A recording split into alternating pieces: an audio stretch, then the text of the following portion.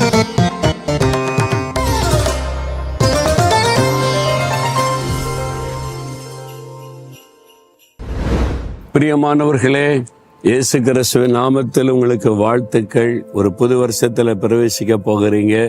இந்த வருஷத்தின் கடைசி நாளுக்குள்ளே கர்த்தர் நம்மை கொண்டு வந்திருக்கிறார். அவர் செய்த நன்மைகளை நினைத்து அவரை துதிக்கணும். இந்த நாள் முழுவதும் அதிகமா ஆண்டவரை துதித்து கொண்டே இருங்க.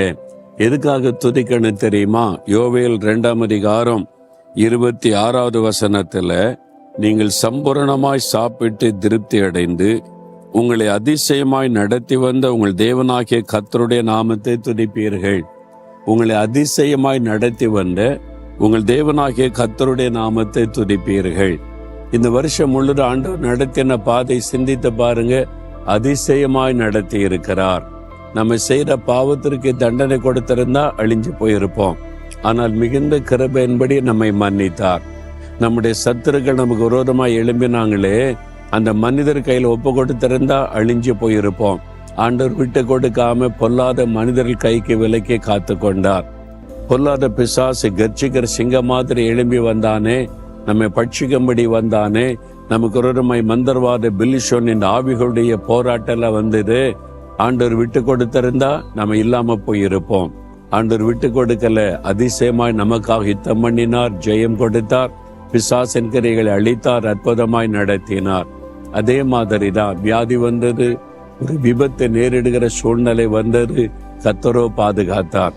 நினைச்சு பாருங்க, எவ்வளவு அதிசயங்கள் அவர் அதிசயமாய் நடத்தி கொண்டு வந்திருக்கிறார். அதெல்லாம் நினைத்து ஆண்டவரை துதிக்கணும். இந்த வருஷத்துல ஆண்டவர் உங்களுக்கு சாப்பாடு இல்லை அப்படின்னு பசி பட்டினில இருக்க வச்சாரா? இல்ல, ஆண்டவர் அனுதினம் போஷித்தார். உடையே இல்லைங்க, நான் நிர்வாணமா இருக்கிற ட்ரெஸ்ஸே இல்லைன்னு விற்க வச்சாரா? உடுத்து வைத்தார். ஆண்டவர் உங்களுக்கு ஒரு வீடு, வேலை, உங்களுக்கு சம்பாதிக்கிற வாய்ப்பு, ஒரு குடும்பம், உறவுகள், உங்களை நேசிக்கிற ஆட்கள், உங்களுக்கு ஒரு சபை, ஆராதனை, ஊழியர்கள், எத்தனை ஆசீர்வாதம் தந்திருக்கிறார். அதையெல்லாம் நினைத்து ஆண்டவரை துதிக்கணும். இந்த வருஷத்தில் எத்தனை புயல் காற்றுகள், பூமி அதிர்ச்சிகள், எத்தனை மரணங்கள், யுத்தத்தினாலே மரணம், பூமி அதிர்ச்சியிலே மரணம், இயற்கை சீற்றத்தினாலே மரணங்கள், எவ்வளவோ மரணங்கள் செய்திகளை கேள்விப்பட்டோம். நாமோ பாதுகாக்கப்பட்டிருக்கிறோம். அவங்கள விட நாம் என்ன பெரிய பரிசுத்தவான்களா? அவங்க எல்லாம் பாவம் செய்தனால அழிஞ்சிட்டாங்க. நான் பரிசுத்தமா இருந்தேன்னு சொல்ல முடியுமா? இல்லையே. தேவனுடைய கிருபை. அதெல்லாம் நினைத்து ஆண்டவரே என் மேல இறக்க வைத்து மன்னித்து அதிசயமாய் நடத்தி வந்தீரே, ஸ்தோத்திரம் ஸ்தோத்திரம் ஸ்தோத்திரம்னு துதிக்கணும். நீங்க நன்றி உள்ளவளாய் இருந்தா புது வருஷம் உங்களுக்கு ஆசீர்வாதமாய் இருக்கும். அதனால சொல்றீங்களா? அப்படியே ஆண்டவரை பார்த்து, ஆண்டவரே இந்த வருஷம் முழுவதும் என்னை அதிசயமாய் நடத்தி வந்தீங்களே, நான் உங்களை துதிக்கிறேன், ஸ்தோத்தரிக்கிறேன், நன்றி சொல்லுகிறேன். என்னை பாதுகாத்தீங்க, எனக்கு நன்மை செய்தீங்க, என் தேவையை சந்தித்தீங்க, ஆண்டவரே என்னை சுகமாக்கினீங்க, எனக்கு துணை நின்றீங்க. நீங்க செய்த நன்மைகள் எண்ணி முடியாதவைகள்.